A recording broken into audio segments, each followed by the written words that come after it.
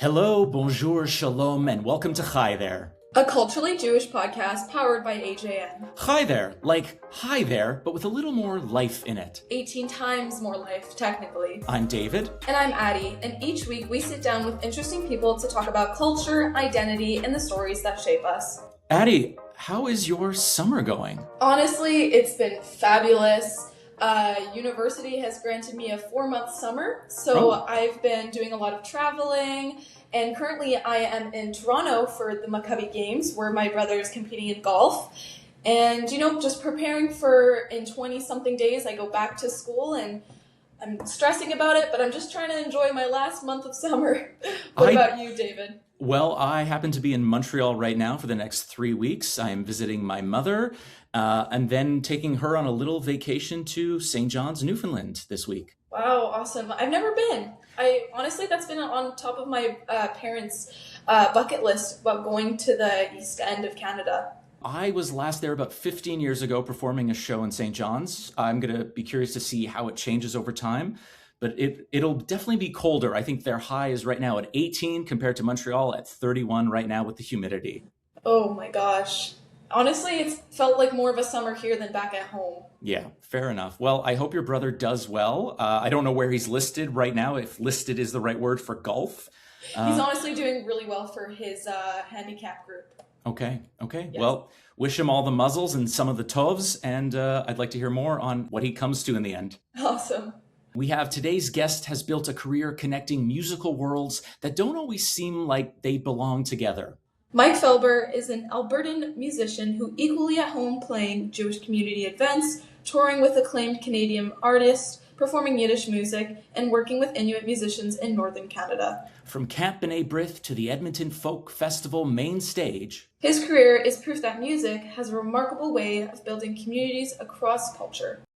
And now, here's our own editor-in-chief, Dan Moser's chat with musician Mike Felber. With permission from the artists, throughout this episode you'll hear music from the various projects and bands Mike has been a part of.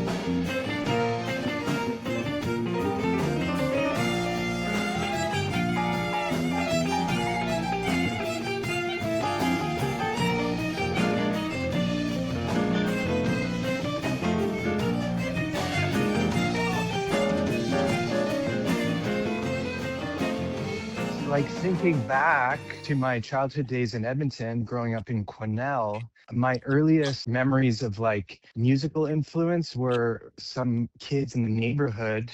There was a Jewish family and this kid, Andy Miller, who we just horsed around all the time with my older brother and a few other kids in the neighborhood. And he was a very musical, to just a generally talented kid. And I remember he taught me some things on the guitar. And at that time, I started going to Camp B'nai B'rith. And I remember there being some very musical people there that were big influence as well. And that's Camp EB in Pine Lake. There were some musical directors. There was Joel Silver and Galunas and Karasik. They had a cool band. And all the counselors and everything, they were all influencing us with music that is so it was at such a point in our lives or my life, where now this music to me is so the nucleus of my influence. REM was huge back then. This is mid 80s. And then there was also the radio music from back then, Duran Duran and Human League and all that stuff, which influenced me and inspired me to want to play music, and play these cover songs in a live setting with friends. And actually, this kind of interesting thing that I thought about today, because I got a text from an old camp friend, Michael Golden, who grew up in Winnipeg, went to Camp in Aberth at Pine Lake. He was a year younger than me, but we hung out a lot, and he's a super talented musical kid and a great actor at that time. He was on a show called The Rockets that some people know about, not everyone. It was filmed out of Winnipeg. Anyways, he went to Camp BB, and fast forward to 1998 when I was not sure what I was doing with my life because my Edmonton band Highway 2 broke up. Anyways, Michael Golden was going to school. He applied to music school in Montreal at Concordia University. And I thought that would sound like an amazing idea. So I did the same thing. And we got in and we went through school together. And we actually formed an 80s cover band in like 1999, 2000. And it was so much fun. And it was like this whole magical band called Dynasty that had this like amazing energy and a little bit of a cult following. And we made a mockumentary, and one thing led to another. And actually playing cover band music since then has kind of gotten me like paid my bills through the years. So Michael Golden kind of bridges that in an interesting way from the camp years till what I'm doing now, as do a few Jewish kids from back in the day, like Jared Shore and Brian Horowitz, who were in Highway 2. These were BBYO friends, and Horowitz was like a family friend since I was a baby. So he's known me longer than I've known him or known myself. And those were my Highway 2 guys. That was like my first real band ever that toured Western Canada. And we kind of made a run for it, tried to do it. It was the first time we had like a full effort to, we made an album and toured, and it was awesome. Also, like my older brother and my parents influenced me in early days with like, he was into Hendrix, and my parents were listening to Louis Armstrong, Stevie Wonder, and Barbra Streisand, and then Talmud Torah.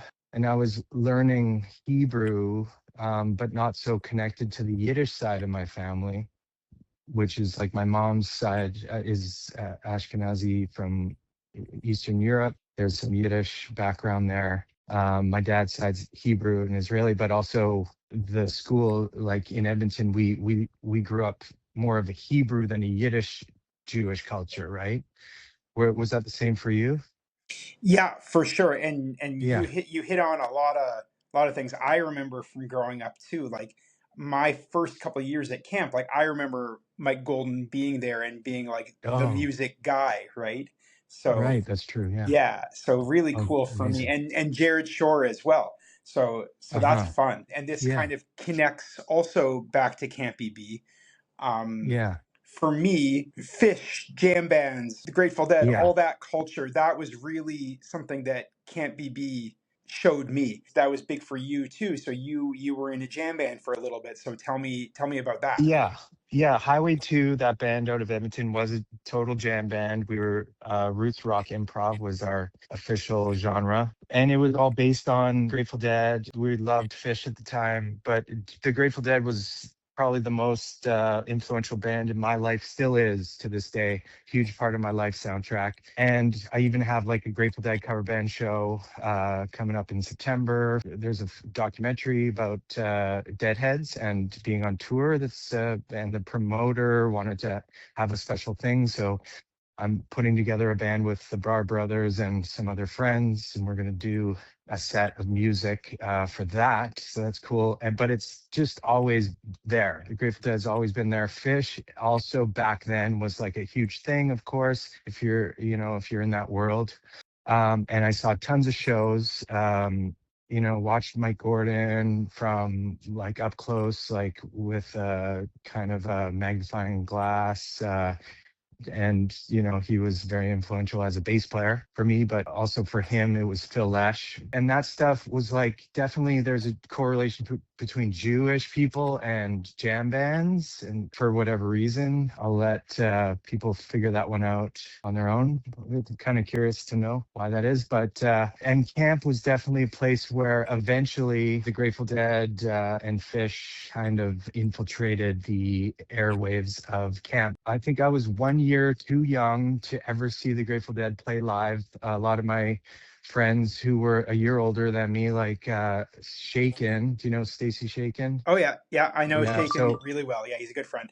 good friend of mine, and I know he went to see them. I was still in grade 12, so I didn't join them, and it was like that was he went. I think he saw them in Portland, Oregon, or Seattle or something. There were camp counselors there, like Gary Goldsand was there. It's definitely a whole thing. A bunch of our Jewish friends. It's like a whole Jewish pack of friends that go to these jam band shows, as I'm sure most of your audience knows about, because all of these like 40, 50-year-olds are asking their families for boys trips all the time to go see Fish and Goose and whatnot.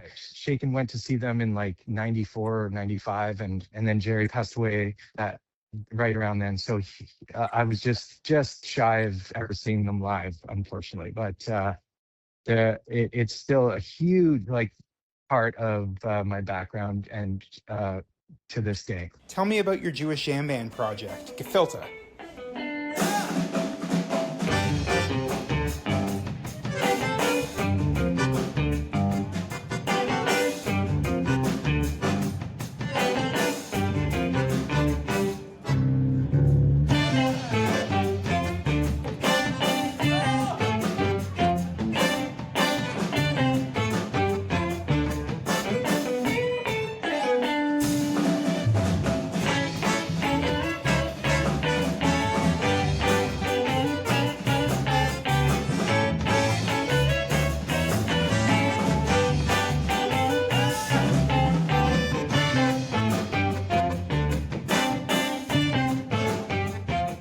I'm in so many bands, and a few of them involve Josh Dolgin, whose artist name is Socalled.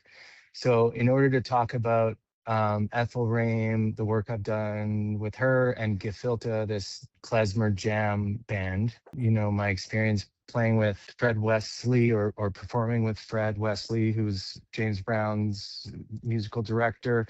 And I also had a gig doing the voice of a puppet in a musical, and we toured Germany and Austria doing this puppet show, and I was just doing voice acting, which was a super fun gig, not anything usual for me.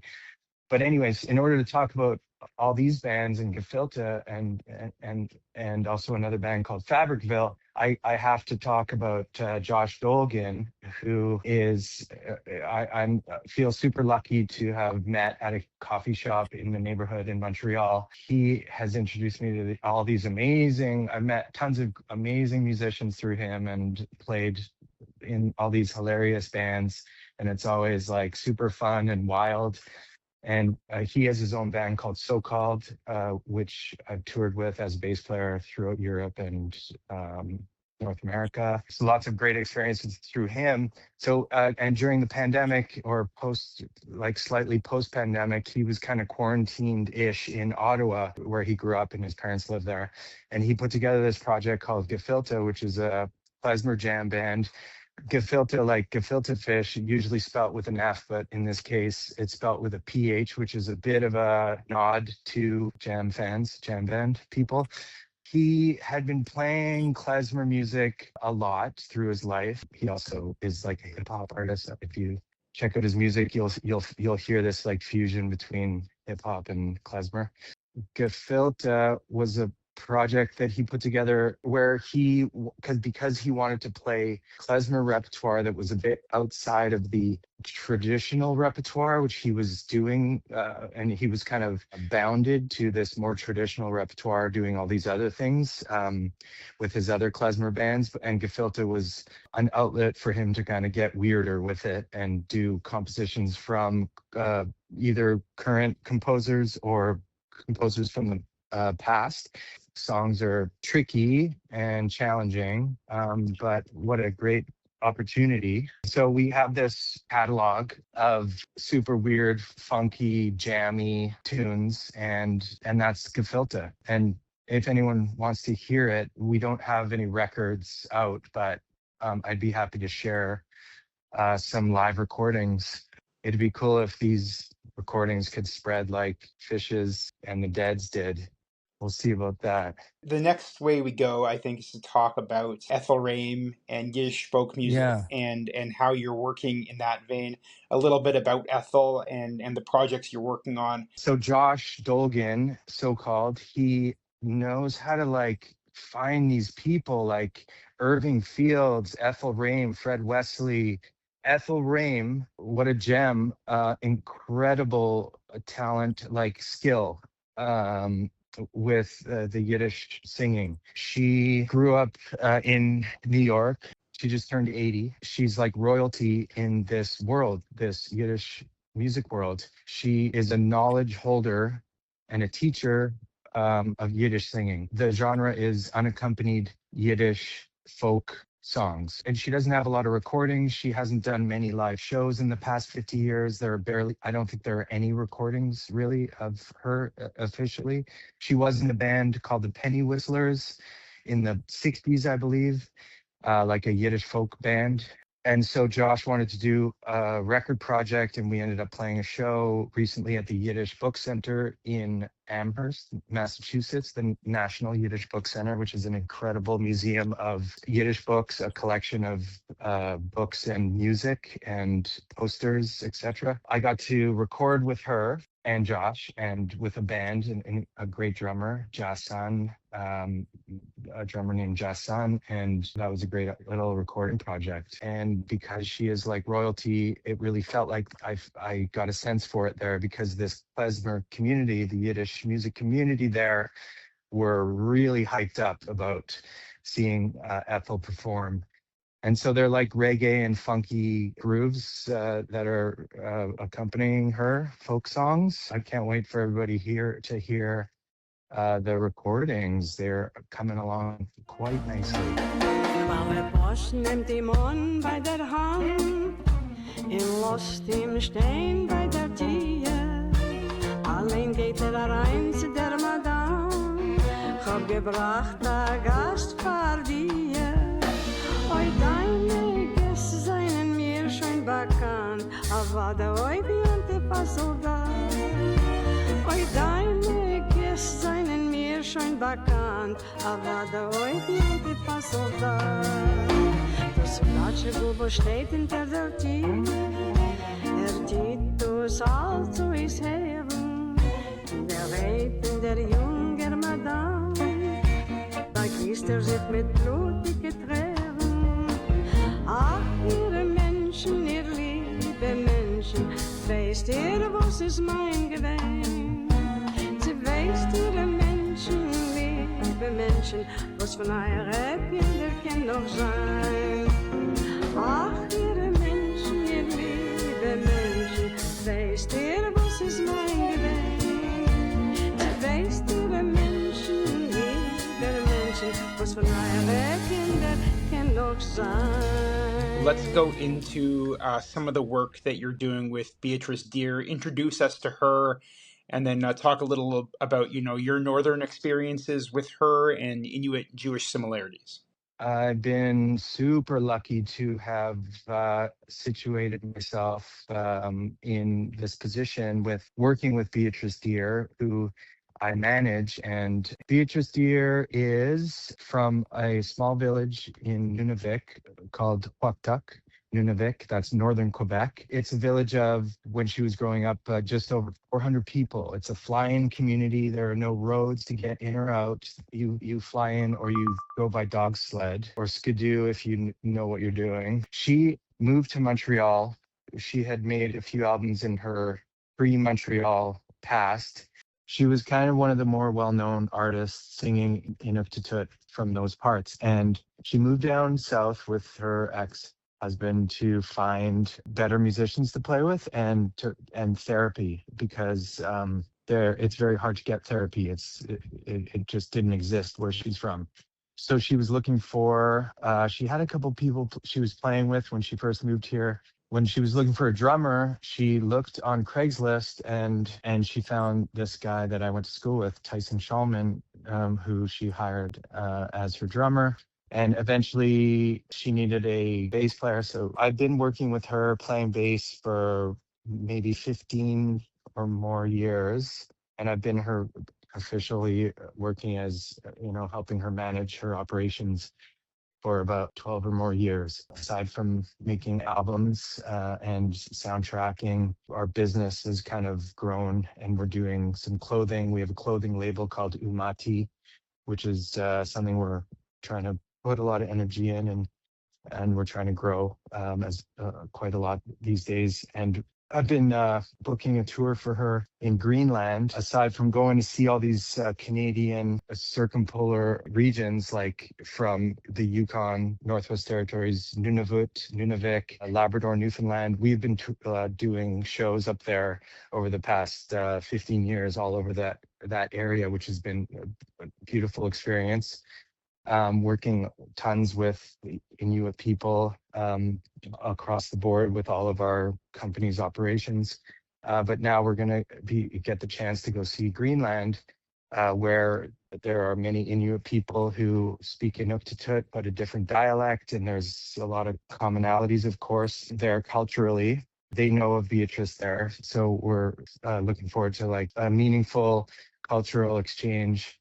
So that's early September. We're going to be going on tour there. And I'm kind of spending a lot of my time trying to book that tour myself, even though I'm not a booking agent. But it's hard to find a booking agent in Greenland, LOL. It's been an incredible journey with her. We've been learning this music industry on a different level together, kind of co-managing the business. And it's been super fun. Very cool opportunity. And I'm hoping to be able to work with her forever and just keep doing what we're doing. She's a huge role model for the people up north. She has been sober for a long time, and she tries to inspire and encourage other people from her community to do the same and live a healthy, sober life.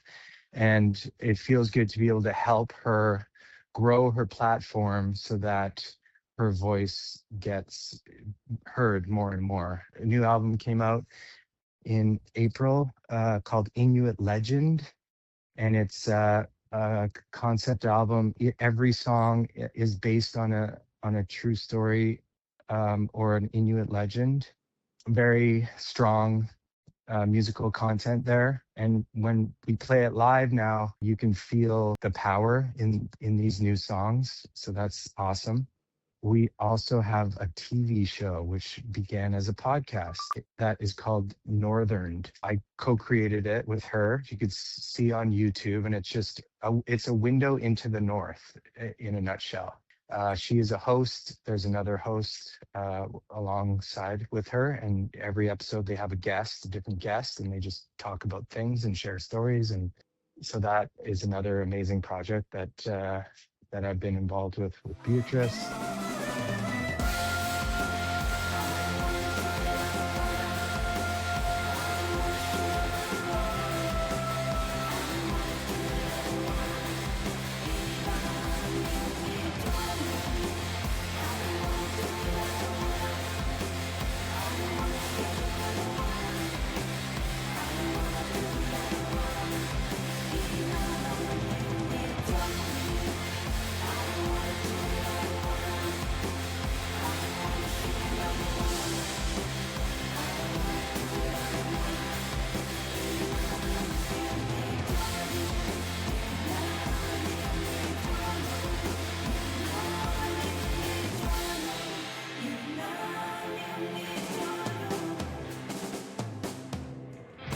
Let's get into Leif Volbeck. What's Yeah. Leif about? What's his music about? What's the band about? And what can people who are going to see you in Edmonton expect to see? Somewhere along the way, being in Montreal amongst the Anglophone music community, I met Leaf, and he needed a bass player, so I started playing with him over 10 years ago, around 10 years ago. What a phenomenal songwriter. Some songwriters or lyricists, when you hear their lyrics or read their words, you can get a sense for like that they're not really writing it themselves. They're kind of funneling it through some other channel. And I do get that sense when I hear his lyrics. I also get that sense from Bob Dylan's music, and so I do feel that there's like similarities in that sense. The sound is like a indie folk soul. So influences are Dylan and Prince, basically. If they had a baby, maybe. Cool. And they could probably look like Leaf too, if those two men had a baby. What a great guy to work with. Super sweet, great guitar and keys player, and the songs are kind of designed for as a fun gig for a bass player. Like, I have so much freedom within these songs. He doesn't come from a jam band background. I definitely feel like, because I came up playing with that band Highway 2, and it's kind of like my background of performing is like comes from this like Grateful Dead, it's kind of jamming and improv, and that's like at the nucleus of my musical performance background. That element is there with Leaf songs, because every time we play them, they're different. Each song is different from night to night. There's just so much freedom there as a bass player to talk to the drummer through the bass, like talk and react to what Leaf's doing. And he really gives me like a lot of liberty there. So it's kind of a dream gig for a bass player, I must say. Describe what it feels like to be somebody who grew up in Edmonton, and now you're playing a show on the main stage at Folk Fest, which is, a pretty big deal locally. Yeah, seriously, like no pressure, but I'm so excited. It's a huge bucket list gig. Really never thought I would be doing this when I was growing up in Edmonton. No idea, like not even a sniff. And here we are, main stage at the Edmonton Folk Fest, incredibly put together and run festival.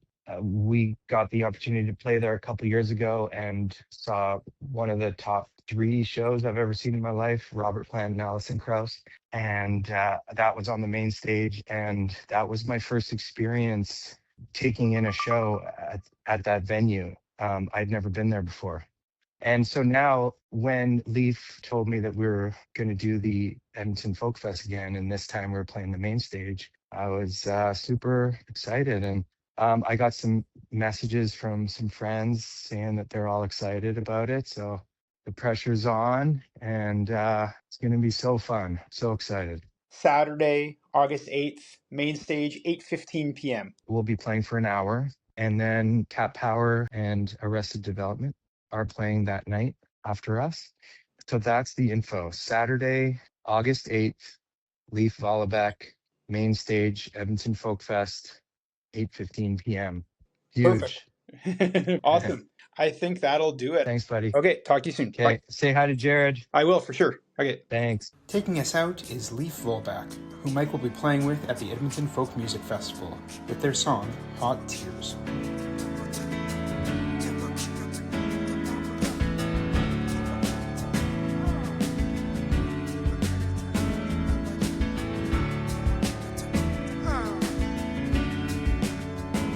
Maybe I'm just drawn to the wonder. I can feel it coming dear the night. From the river bridge I hear the thunder. I storm in your skin on mine. Tell me what's the story, my morning glory. Whisper it to me in a grand hotel, telling me all the time I'm sorry. Babe, but don't I know it ain't hard to tell you. Well, I know, yeah, I know. You get so low, you get out. Before you go, come say hello. 'Cause I'm never gonna find a way to say goodbye, goodbye, goodbye, goodbye. Hot tea.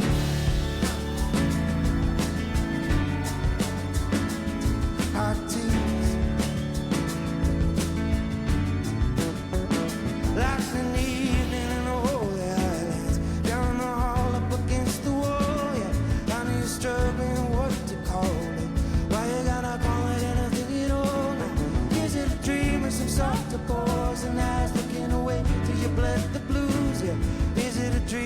softer pores, and eyes looking away, eyes looking away. Well, I know, yeah, I know.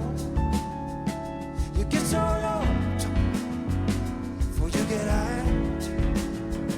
Before you go, come say hello. 'Cause I'm never gonna find a way to say goodbye, goodbye, goodbye, goodbye, goodbye, goodbye, goodbye, goodbye, goodbye. How do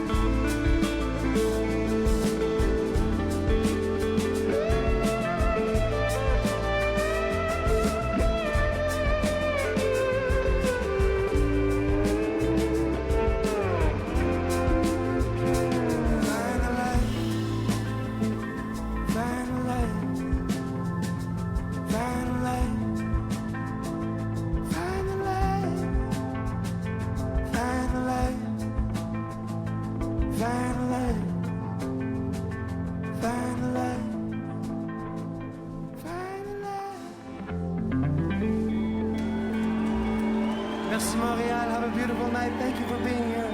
Cindy Cashdoller, Olivier Fairfield, Michael Felber, Edwin Degui, Mercy Walker. Awesome. Thank you so much, Mike, for joining us today. Here is what is going on in your community. On August 9th in Edmonton, Shalom Baby turns 5. Bring your whole family to celebrate and enjoy a fun-filled afternoon of playground time, spray park fun, crafts, and tasty snacks. The 11th annual Jewish Family Services Calgary Golf Tournament is taking place on August 13th, and Chai there will be there teeing off.